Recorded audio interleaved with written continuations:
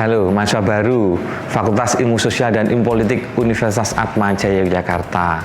Salam dari kami juga untuk orang tua mahasiswa baru yang telah mempercayakan putra-putrinya kepada kami untuk belajar dan juga menimba ilmu di kampus kita ini.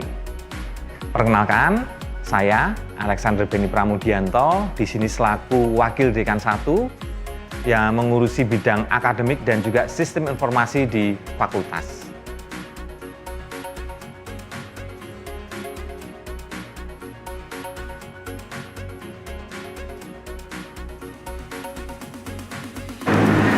Ya, saya akan menjelaskan sekilas mengenai dinamika proses akademik yang ada di FISIP Atmajaya.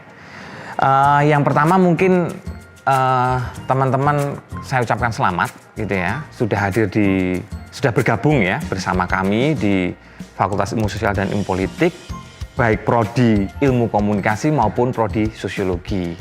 Perlu diketahui bahwa kedua prodi ini pada tahun 2020 ini ya telah mendapatkan perpanjangan ya akreditasi dengan nilai A. Ya, jadi kedua prodi ini dapat mempertahankan ya kualitas standar apa yang diatur oleh BAN PT.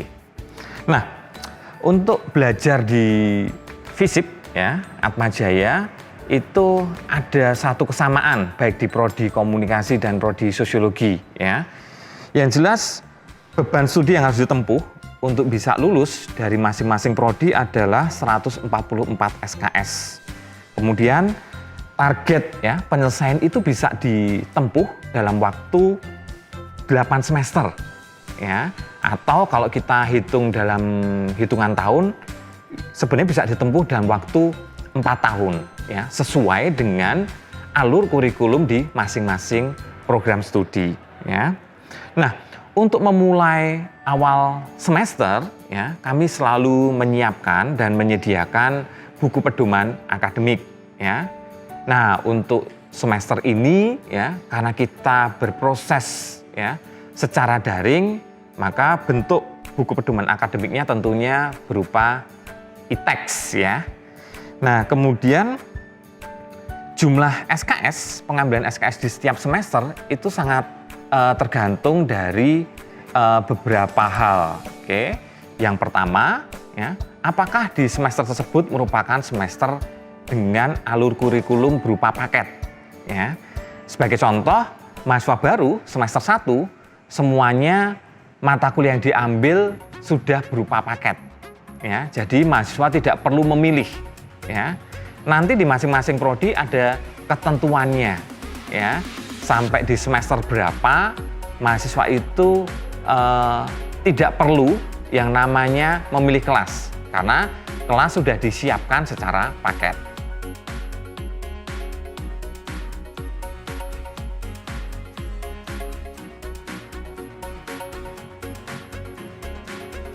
Nah, untuk semester ya, di mana secara kurikulum alurnya itu sudah tidak lagi paket ya, mata kuliah yang perlu diambil, maka mahasiswa bisa secara mandiri dengan pendampingan dari dosen pembimbing akademik itu menentukan mata kuliah ya yang mau diambil ya. Nah, hanya saja pengambilan mata kuliah ini juga ada aturannya ya, ada batas maksimalnya. Jadi, kalau indeks prestasi semester ya, semester sebelumnya yang telah diambil oleh mahasiswa itu IPS-nya ya, tadi itu di bawah sama dengan 3 ya, maka jumlah maksimal SKS yang dapat direncanakan untuk semester berikutnya 21 SKS maksimal ya. Sedangkan kalau di atas 3 berarti 3,01 ya indeks prestasi semesternya, maka jumlah maksimal SKS yang dapat direncanakan untuk semester depan itu bisa 24 SKS.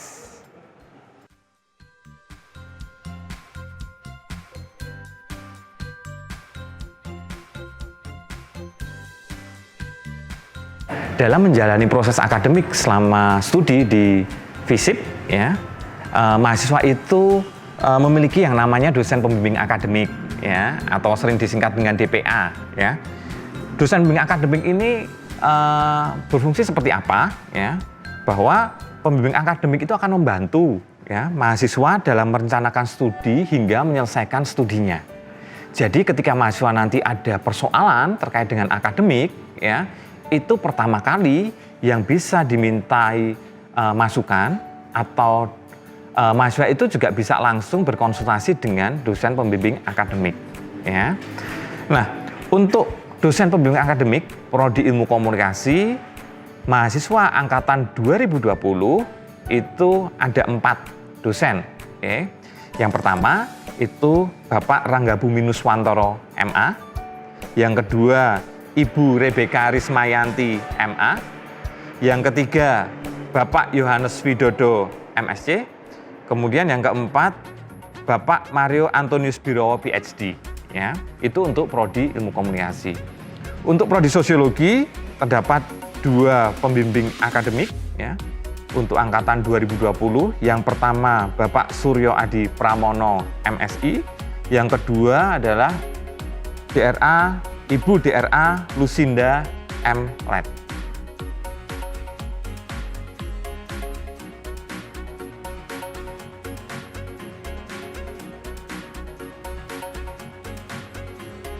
Sebagai mahasiswa, rekan-rekan mahasiswa juga harus mematuhi apa yang disebut dengan tata tertib ya. Pertama yang harus diperhatikan adalah mahasiswa wajib ya mematuhi kontrak belajar dan rencana perkuliahan. Bentuknya apa? Biasanya di mata kuliah itu nanti akan ada, di setiap kelas itu nanti akan ada yang namanya RPS atau silabus ya. Kemudian yang kedua, dalam proses perkuliahan ya, mahasiswa itu wajib ya melakukan proses perkuliahan atau hadir aktif dalam perkuliahan minimal 75% dari pertemuan ya. Kemudian mahasiswa yang kehadirannya kurang dari 75% atau presensinya kurang dari 75% itu tidak diperbolehkan mengikuti ujian akhir semester untuk mata kuliah yang tadi presensinya itu kurang dari 75%. Nah, apakah mahasiswa itu boleh tidak masuk ya? Apakah boleh izin? Boleh ya. Tetapi dengan syarat ada 3 izin yang diterima gitu ya untuk bisa diizinkan. Yang pertama sakit ya dan harus opnam ya, itu dengan menunjukkan surat keterangan dokter. Yang kedua ya ada keluarga inti yang meninggal ya. Kemudian yang ketiga karena penugasan dari universitas ya. Jadi mahasiswa itu juga boleh mengajukan surat izin ya terkait dengan ketidakhadirannya di kelas ya. Dengan syarat tadi ya mengajukan surat izin ya maksimal itu H+7 ya hari kerja dari pertemuan di mana mahasiswa tersebut tidak hadir ya. Jadi diberi kesempatan memberikan surat maksimal H+7 ya waktu untuk mengajukan izin dalam bentuk surat ya. Nah, ketika nanti mahasiswa melakukan proses perkuliahan, ketika terjadi persoalan terkait dengan presensi ya, misalnya hadir ya, tapi ternyata di siatma ya, di presensinya itu kok terhitung alfa. Mahasiswa itu boleh dan berhak mengajukan konfirmasi presensi. Syaratnya ya, itu harus ya mengetahui dosen pengampu mata kuliah tersebut. Nah, konfirmasi itu juga maksimal ya, itu H+7 setelah perkuliahan berlangsung ya. Jadi mahasiswa itu berhak untuk melakukan konfirmasi presensi. Kalau siapa di sini bisa langsung menghubungi TU ya, bagian perkuliahan. Kemudian rekapitulasi kehadiran mahasiswa itu nanti akan disampaikan ya, itu pada pertemuan ke-13 ya, untuk menentukan nanti apakah mahasiswa itu berhak atau tidak ya mengikuti ujian akhir semester.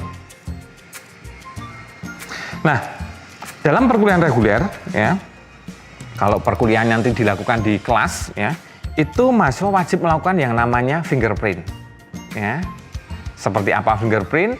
Nanti teman-teman bisa lihat ya saat memasuki kelas. Ya. Silahkan ya berpakaian dengan pantas, ya, dengan rapi. Ya. Kemudian waktu hadir di kelas, ya, sekali lagi tidak diperkenankan mahasiswa itu terlambat. Ya. Tidak ada sebenarnya dispensasi keterlambatan masuk. Ya. Kemudian wajib mengerjakan ya semua tugas dan ujian selama proses perkuliahan. Ya. Jadi tugas-tugas itu nanti pasti ada porsi penilaiannya. Ya. Nah, kemudian bila ada informasi lebih lanjut yang pengen diketahui oleh mahasiswa terkait dengan proses perkuliahan ya dan sebagainya, teman-teman bisa mengakses di visip.uaj.ac.id. Di situ ada pengumuman dari bagian perkuliahan, pengumuman dari ujian, pengumuman dari bagian kemahasiswaan, pengumuman dari program studi dan sebagainya. Silahkan dieksplorasi web yang sudah disediakan. Kemudian bicara mengenai sesi perkuliahan, ya, secara umum, ya, perkuliahan reguler kita itu dalam sehari itu terselenggara 4 kali sesi perkuliahan. Yang pertama, ya, sesi pertama itu dimulai jam 7. Sesi kedua itu dimulai jam 10. Sesi ketiga jam 13. Sesi keempat jam 16. Selesainya sampai kapan itu akan sangat tergantung dengan yang namanya jumlah SKS tiap mata kuliah.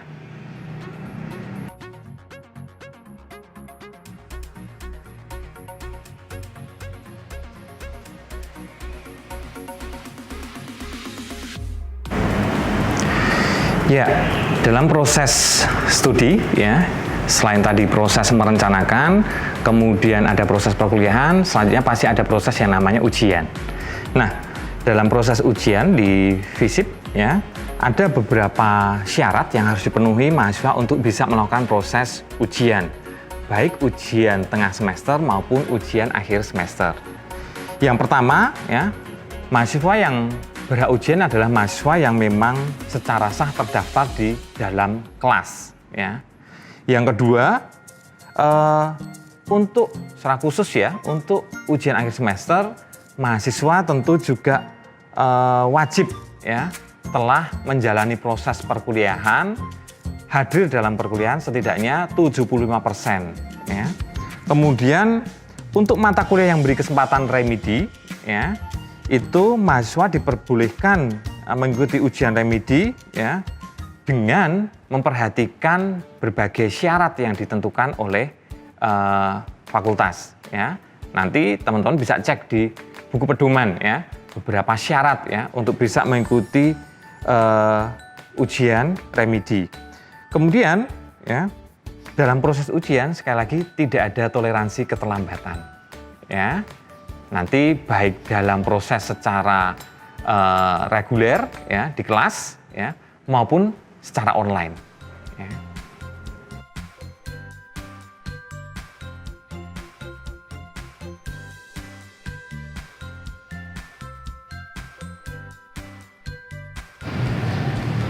Ya, kemudian terkait dengan adanya peraturan mengundurkan diri penalti. Ya. Jadi di universitas terdapat aturan yang diatur dalam peraturan UAJ nomor 159/HP/AKD/2016. Ya. Bagi mahasiswa baru yang tidak aktif mengikuti perkuliahan pada semester pertama dengan ditunjukkan ya, dengan ketidakhadirannya pada 4 minggu pertama ya, perkuliahan secara berturut-turut ya, pada semua mata kuliah ya, maka oleh UAJ mahasiswa baru tersebut dianggap mengundurkan diri ya.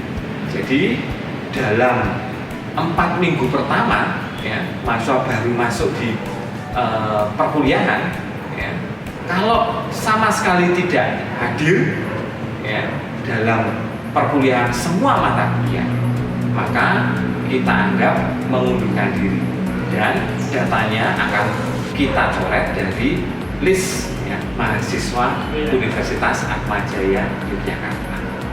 Nah, pertanyaannya gimana kalau misalnya ternyata sakit? Ya, tidak ada masalah. Yang penting adalah segera menginformasikan kepada kami. Ya, jadi ketidakhadirannya itu misalnya ada persoalan terkait dengan kesehatan misalnya, atau misalnya amit-amit terjadi kecelakaan sehingga belum bisa aktif dalam perkuliahan. Nah, yang paling penting adalah dikomunikasikan kepada kami, sehingga kami bisa mengambil kebijakan-kebijakan khusus untuk persoalan mengundurkan diri ini. Nah, poin berikutnya adalah soal evaluasi hasil belajar. Ya. Di universitas, ya, itu paling tidak terdapat ya, 3 evaluasi. Oke. Yang pertama adalah evaluasi hasil belajar 2 tahun pertama atau setelah mahasiswa menjalani proses selama 4 semester. Ya. Ini sebagai bentuk ya, evaluasi definitif. Ya, dilakukan setelah berakhirnya semester 4 untuk menentukan mahasiswa yang akan mengalami pemutusan hak studi setelah 2 tahun. Tetapi kita juga punya yang namanya evaluasi preventif untuk evaluasi pertama, yaitu setelah berakhirnya semester 1, semester 2, dan semester 3 ya, melalui KHS itu sebenarnya sebagai bentuk evaluasi preventif, mencegah supaya nanti di semester 4 ya, jangan sampai mahasiswa itu terkena pemutusan hak studi ya, atau dengan bahasa lain kadang sering disebut dengan DO ya. Nah, syarat untuk bisa melanjutkan studi ya, untuk di prodi ilmu komunikasi maupun prodi sosiologi ya, pada semester keempat ya, IPK minimalnya itu adalah 2,25 dan ya, sekurang-kurangnya sudah menempuh ya, minimal 40 SKS. Kemudian evaluasi kedua, ya, ini dilakukan menjelang semester 6, ya, 7 dan awal semester 8. Ya. Sebenarnya tujuannya untuk mengingatkan, mendorong serta memotivasi mahasiswa supaya apa? Dapat menyelesaikan studinya tepat waktu. Karena tadi kerangka kurikulumnya itu sebenarnya bisa diselesaikan dalam waktu 4 tahun, 8 semester. Ya. Jadi kita mencoba mengevaluasi supaya mahasiswa ini dapat selesai tepat waktu. Kemudian evaluasi yang ketiga, ini adalah evaluasi yang terakhir. Ya. Evaluasi hasil belajar 7 tahun. Ya. Jadi tetap ada yang namanya evaluasi preventif. Ya. Begitu berakhir di semester 11, 12, dan 13, kita selalu mengingatkan ke mahasiswa ya, supaya mereka bisa segera menyelesaikan studinya. Yang jelas semester 11 ini berarti sudah memasuki masa studinya lebih dari 4 tahun. Ya. Evaluasi definitifnya ya, itu dilakukan setelah berakhirnya semester ke-14 ya, atau ketika sudah 7 tahun ya, untuk menentukan mahasiswa akan mengalami pemutusan studi ya, setelah 7 tahun tadi ya. Jadi hak belajar mahasiswa itu maksimal ya, itu hanya 7 tahun ya. Kemudian pemutusan hak studi ya, kalau memang mahasiswa itu tidak bisa ya, menyelesaikan studinya ya, selama 7 tahun. Maka sekali lagi siapkan strategi belajar yang baik supaya targetnya adalah lulus tepat waktu. Syukur-syukur sebelum waktunya. Ya. Nah, tadi kelulusan itu bisa diperoleh ketika mahasiswa itu sudah menempuh 144 SKS minimal, ya, dan mengikuti alur kurikulum yang sudah ditentukan oleh masing-masing prodi, ya, dengan nilai akhir setiap mata kuliah itu minimal C. Ya. Yang kedua, IPK minimal itu 2,25. Yang ketiga, sudah terbebas dari segala tanggung jawab administrasi. Ya, jadi sudah tidak ada masalah terkait dengan pembayaran, tidak ada masalah terkait dengan peminjaman pustaka di perpustakaan dan sebagainya.